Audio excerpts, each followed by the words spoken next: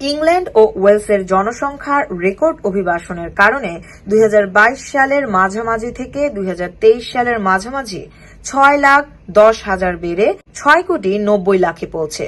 সরকারি তথ্য মতে এটি 75 বছরের মধ্যে বার্ষিক সবচেয়ে বেশি জনসংখ্যা বৃদ্ধির ঘটনা। পরিসংখ্যানবিদরা জন্ম ও মৃত্যুর পার্থক্যের ভিত্তিতে, যাকে প্রাকৃতিক জনসংখ্যা বৃদ্ধি বলেন, ওই সময় তার হ্রাস পেয়ে মাত্র 400 জনে দাঁড়িয়েছিল, যা 1978 সালের পর থেকে সবচেয়ে কম। কিন্তু একই সময় অভিবাসীর সংখ্যা বেড়েছে 6,22,000 জন। এর আগের 12 মাসে যা 5,48,500 জন ছিল। এ সময় ইংল্যান্ড ও ওয়েলস থেকে অভিবাসী সহ 13,800 জন আবার স্কটল্যান্ড বা নর্দার্ন আয়ারল্যান্ডে চলে যান। ব্রিটেনের জাতীয় পরিসংখ্যান দপ্তর জানিয়েছে, 1948 সালের পর থেকে ইংল্যান্ড ও ওয়েলসের জনসংখ্যার এ বৃদ্ধি সর্বোচ্চ।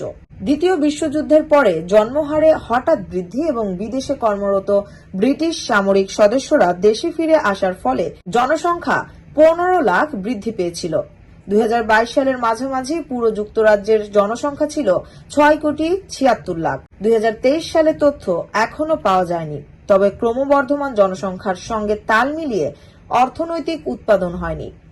অস্থায়ী জনসংখ্যার পরিসংখ্যানের ভিত্তিতে 2023 সালের মাথাপিছু মোট দেশজ উৎপাদন 1 বছর আগের তুলনায় 0.7% কম ছিল।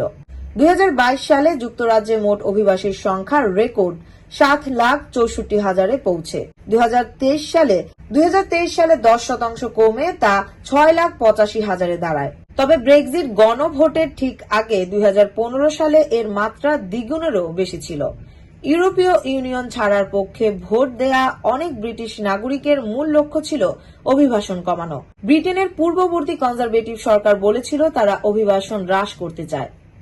এবার প্রধানমন্ত্রী কিয়ার স্টেইমারের লেবার পার্টি নির্বাচনী প্রচারণায় অর্থনীতিকে বিদেশি শ্রমিকের উপর নির্ভরশীল করে না তোলার প্রতিশ্রুতি দিয়েছিল। ব্রেক্সিট পরবর্তী ভিসায় পরিবর্তনের ফলে ব্রিটেনে ইইউ অভিবাসীদের সংখ্যা ব্যাপকভাবে হ্রাস পেয়েছে। তবে নতুন ওয়ার্ক ভিসার নিয়মের ফলে ভারত, নাইজেরিয়া এবং পাকিস্তান থেকে অভিবাসন বৃদ্ধি পেয়েছে।